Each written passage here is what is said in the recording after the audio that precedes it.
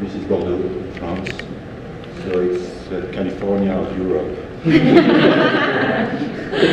The same beautiful sky. So we are not far from the mountains. The mountains here look a bit like here, but shorter. We have the sea, we have the ocean. So we are in Bordeaux, Université de Bordeaux, which is brand new because it's merged. We merged 3 universities in science and technology, law and medicine and economics in January this year. I'm working in the Institut des Sciences Moléculaires, so where we have physical chemistry and organic chemistry mainly. And I'm the head of the theoretical chemistry group.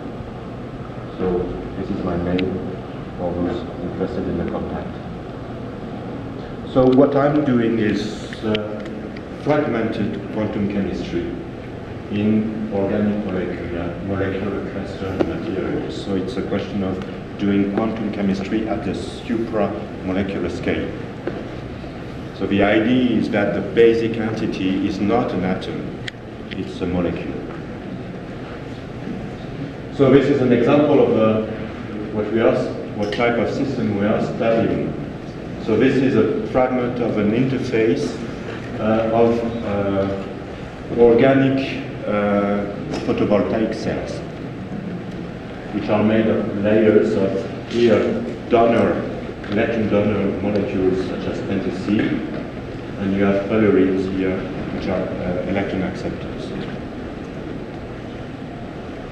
So the purpose is to be able to simulate the electrons of such a collection, or even a bigger collection of molecules that are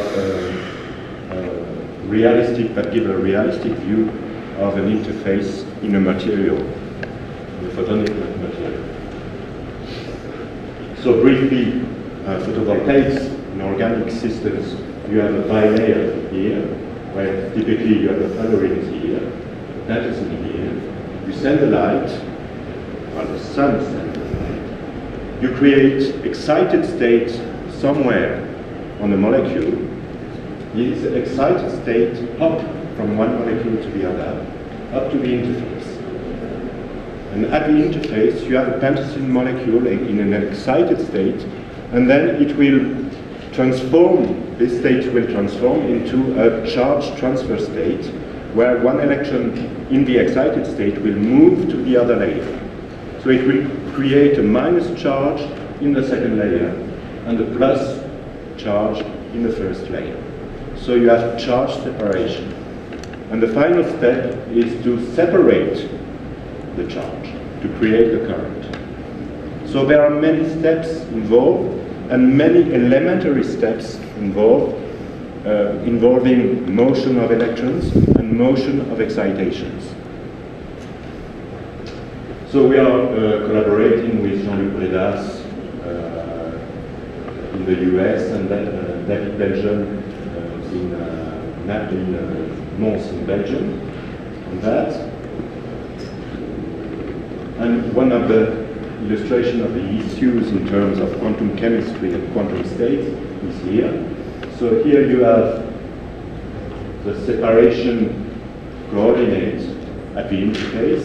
So you have a donor molecular pentacene here, fullerene here, and if you want to describe this dimer of the donor and acceptor, you have the ground state here.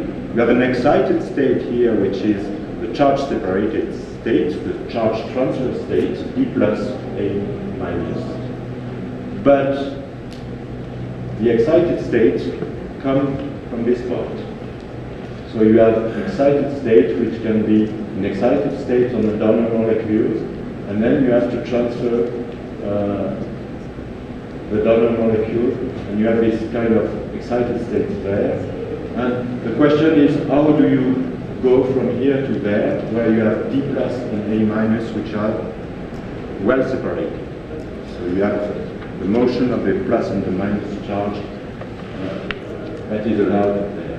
But you have a barrier. So all the question of the creation of the current at the interface is there, how do you understand the spectrum of the quantum state at the interface? And how do you understand in time how it can proceed depending on the energy levels? So it's a question of energy level landscape along the pathway for the whole process. So there are many questions about the nature of excited states in the different regions of the photovoltaic cells.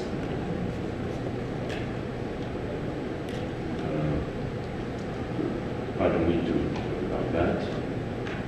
One of the questions we are interested in is for the first mechanism, hopping of excitation in the first layer. There is one question, is that if you create an excited state by a photon, it has a lifetime. So if the lifetime is short, it will be there will be a excitation, and the excitation will not have the time to reach the interface. Especially if you excite from the ground state, you will create an excited state with the same spin multiplicity, and it can you can get a fluorescence for this excitation. So the question to improve the efficiency of the photovoltaic cells is, one of the questions is, can we get a long lifetime, sufficiently long to allow the excitations, so the excitons, to reach the interface?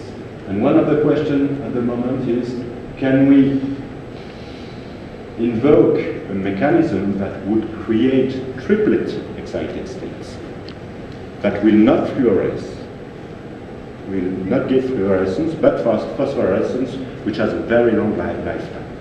So can we show some mechanism to create triplet excitons from singlet states? So this is called the singlet fission mechanism. So we are doing quantum chemistry. We have very big systems. So remember that for small system, you can use ab initio and DFT for maybe 2, 3 molecules. When you are dealing with big clusters where you want to treat all the valence electrons, 100 to 1,000 molecules, well, you have to resort to something fixed, something simpler, such as semi-empirical, DFTB. Louis talked about that today, and eventually you have now the possibility to start investigating DFT with order like linear scaling DFT to investigate the quantum states of this system.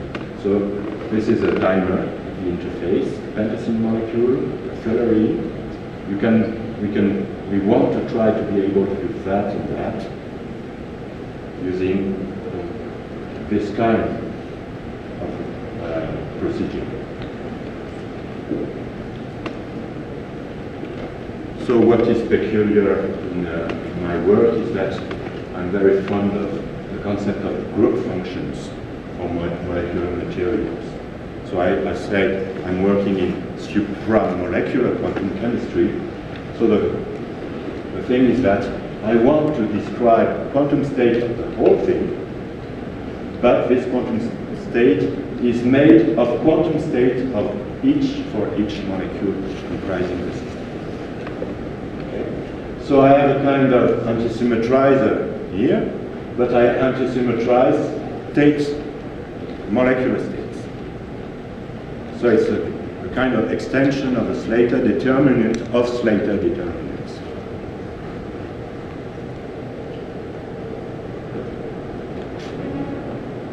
So we devised the first step in developing the theory and the methodology here is called the valence bond 8 Hartree-Fock method.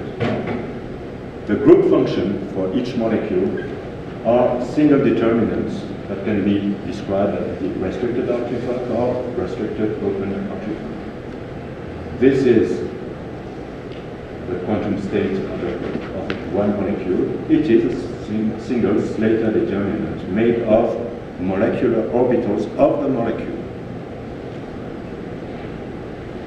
We are working in semi-empirical framework, so we have the NDDO approximation, and then we impose that condition, which is valence bond in nature, that our molecular orbitals are on their own molecules. They do not extend on the whole system. So this is a valence bond ID to have local orbitals.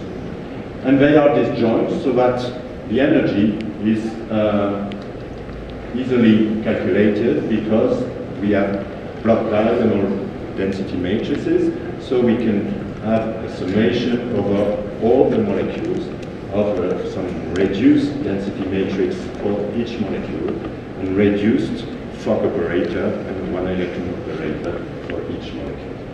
We have the NDDO approximation because usually we work with AM1, PM6, and we have this strong orthogonality condition which allows us to simplify the expression of the Fock matrix for a molecule R.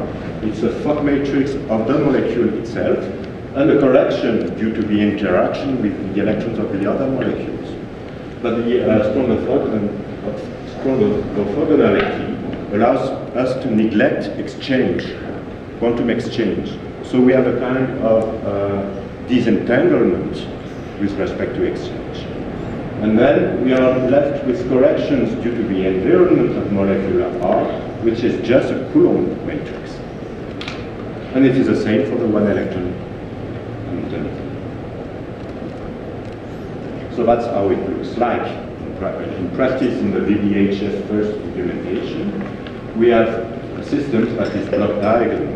And the idea then is to say we can distribute each block equation to any node in a supercomputer. And we can diagonalize, solve the Fock equations simultaneously on different nodes. The technical question is just how do you transfer the information of the intermolecular Coulomb and one electron terms. So there it gets a bit technical in terms of using accurate methodology for massively parallel computers. We can also extend the RHF scheme to ROHF. This is important, for example, if you want to describe a plus molecule, a cation, which has lost one electron, so you have one open shell there, and if the electron has been transferred to an acceptor molecule, the acceptor molecule is an anion. It has one single open shell also. So in that way, we will be able to excite one electron from one molecule to another molecule, create a hole, a plus charge, and an electron, an excess electron on the other molecule. So we do that for several electron configurations. For example, here I have two molecules. I have a simple picture here. You have one molecule which is symbolically described by the HOMO and the LUMO. You have the neighboring molecules in the ground state described by the HOMO and the empty LUMO. This is a valence bond configuration. So this is a wave function in terms of group functions. And then you can look at excitations where you hop one electron from one molecule to the other. Then you have another valence bond configuration, but here you have three electrons, where you have only one electron. But what we can do is optimize the state, and calculate the coupling of the states, the charge transfer. So it is a bit peculiar there because we have orbitals for this configuration, different orbitals for this configuration. They are not orthogonal. So when we calculate the coupling terms, we have to deal with the overlap of the orbitals calculated in one configuration and the orbitals calculated in another configuration. So it's a bit more tricky because we have a lot of terms, and here you have this term Dij, which is called a cofactor. A cofactor is a subdeterminant of the overlap matrix. So I won't go much further into the mathematical details. We can do funny things with that. For example, here you have a layer of pentacene molecule, and virtually you can put a fuller ring and move the fuller ring around. And then you calculate, you optimize the quantum state of that depending on the position of the fuller ring.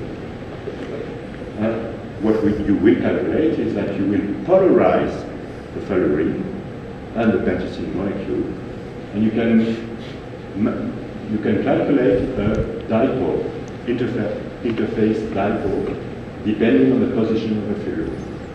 So this calculation of interfacial dipole is important because if you want to separate a plus charge and a minus charge, you know that plus and minus, they want to bind together. So normally, if you create a plus and minus, they want to stay at the interface. If you want to create a current, you need to have something else to allow the plus and minus charge to be able to separate. So calculating interfacial dipole is important. We can play around also with several fuller ring molecules and start building the interface virtually and calculating the resulting interferometric dipole. So there was some paper there from Julien, who was a PhD student, who's done that during his PhD. So if you're interested, you can go and look at that. So it's really fun. Then what is already also interesting is that once we have calculated all these valence bond states and all these coupling parameter, we can then go to our friends in microelectronics, because they use classical models of microelectrostatic to investigate larger systems. So we work with people from the microelectronic department in Bordeaux, and they can calculate, well, I won't detail that, and the fact that you can distinguish the efficiency of the charge separation at the interface depending on the orientation of the pentacene molecules with respect to the interface. Here you have the molecules, and this is a fuller ring. The molecules, the pentacenes are like that. At the bottom, the pentacene molecules are parallel to the interface. And you get different results there. And it is clear that the best arrangement is that you should have parallel pentacene molecules with respect to the interface.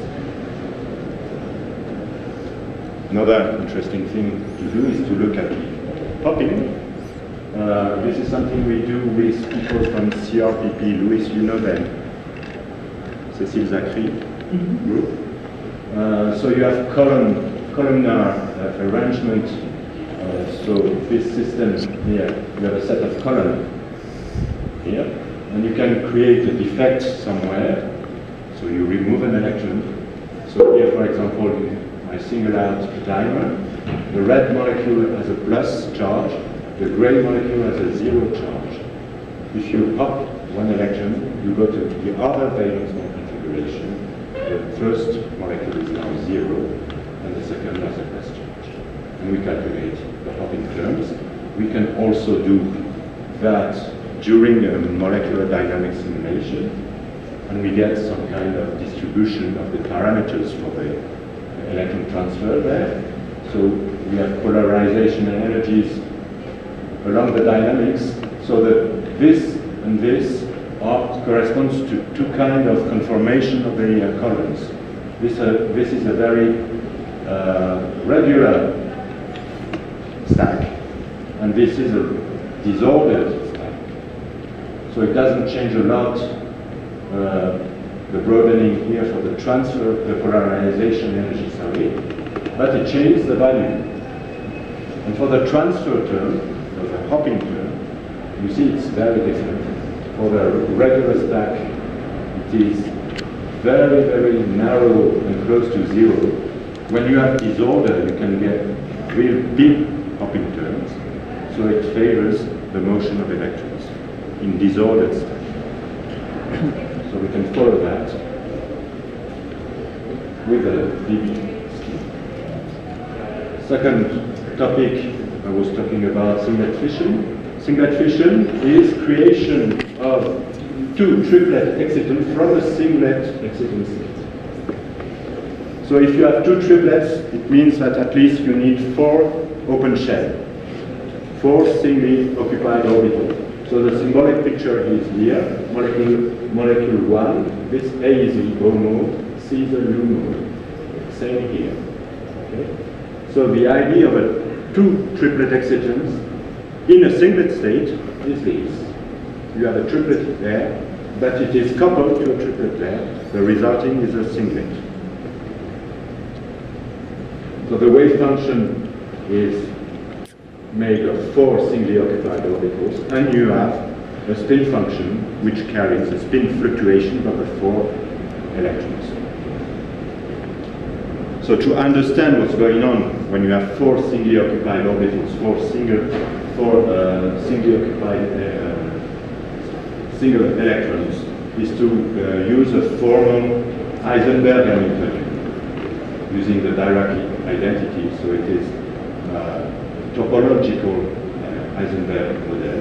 This is H and Pij are the permutation of the spin coordinates of the 4 electrons. We talked about that during the lecture.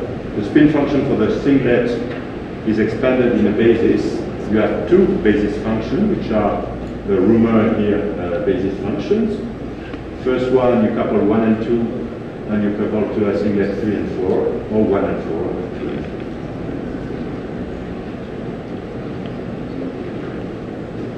4. So we saw that in the lecture also. This is a symbol for the 2 states, the 2 spin states, the 2 singlets. If I add the orbital picture, this is how it looks for 2p orbitals, but for us A, B, C, D, remember, are HOMO and LUMOs. So this is for cyclobutadiene. What is this? It's just one of the Kekulé structure. Your function here with θ001 describe the Kekulé structure. The total singlet wave function is a combination of the 2. So this is a spirit of the spin-coupled valence bond, but with molecular orbitals instead of atomic orbitals for us. So let's look at something funny. We can draw topological models as the Heisenberg square. We have orbitals, equivalent orbitals. They have all the same exchange interaction from A to B, B to C, C to D. This is a Hamiltonian matrix here, and it has eigenstates that are plus and minus combination with normalization constant that depends on the order. What you can do there is to calculate now the spin correlation. If 2 electrons are in a triplet state, the spin correlation will be 1. If they are singlets, the spin correlation will be minus 1. What is the spin correlation function? It's just the mean value of the permutation operator. So look at that for state called D minus, the minus combination, P13 equal plus 1, 1, 3. You have a triplet here. P24 equal 1, you have a triplet here. So you have a singlet state which is made of 2 triplets but on the diagonal. For the state D plus, it's the opposite. You have a singlet here and a singlet. So we can play around for different topologies, going from what I call the milk brick to the square. And you have the pizza box, the Heisenberg pizza box. Okay. So in our case, remember the orbitals are HOMO and LUMOs. They look like that. This is a HOMO of the first molecule, the HOMO of the other, and the 2 LUMOs. So actually, when you look carefully at that, you see that you're in the milk-brick topology. You have K2 large, K1 small, and you get here the solution that D minus is the ground state. D minus is a ground state, and you have effectively a triplet here, a triplet there. The whole thing is a singlet. So this is an excited singlet state made of two triplets. What's left to separate the triplet? You just have to move the excitation, the triplet excitations from one molecule to the other, and you get a motion of two triplet excitons from one singlet excited state. So we did some calculations to check that more accurately using semi-empirical AM1 formal and PM6. So it's equivalent to do a class in the HOMO and LUMO space. So what we do is to get local MOs from our PREFALC level and then do the CI. We have an alternative which is also interesting, is what is called open 4-4 CAS. In the open 4-4 CAS, what I do there is to optimize the orbitals for the tetra radical state. Whereas in the classical CAS, you optimize orbitals for the ground state, which is not as good to describe an excitation. So this should be better. I have this orbital ordering in the calculation, and the resulting states are there. This is the prediction of the Heisenberg model in the milk grid. You have all the coefficients of the Slater determinants here. And this is the actual calculations in PM6 with RHF orbitals and the CAS. PM6 with tetra-radical orbitals and the CAS. And we can also use localized molecular orbitals here. And you see, this is D minus. Look at that. This is very similar. So what we get from the calculation is roughly a pure D minus. Just to finish, to illustrate why it is important to look at the shape of the orbitals depending on the state, this is a spectrum we calculated here with RHF orbitals. You have the ground state there. The first excited state is a triplet. You have two triplets because you have two molecules. The first singlet here is here. It corresponds to exciting one molecule or the other. These two excitations couple a little, so you have a pair of singly excited states. And the D minus state is there. It's above. Okay, so in that case, you can't convert S1, S2 to D minus. If you optimize the orbitals for D minus, it becomes a first singlet. So it is ready to be created from another excited singlet. So this is similar to what Martin Ed Gordon has done at the RCF level. Another thing we can do better than classical CIs is to optimize the charge transfer state, because their CAS is bad, because when you optimize, when you do a CAS, you don't take into account that if you transfer an electron to the other molecule, the orbitals will relax, because on one side you will have a cation, on the other side you will have an anion. So that's what we can do with a VBHS scheme. And then it shows that the charge transfer state has a second excited state. So then we have some importance in the process of converting.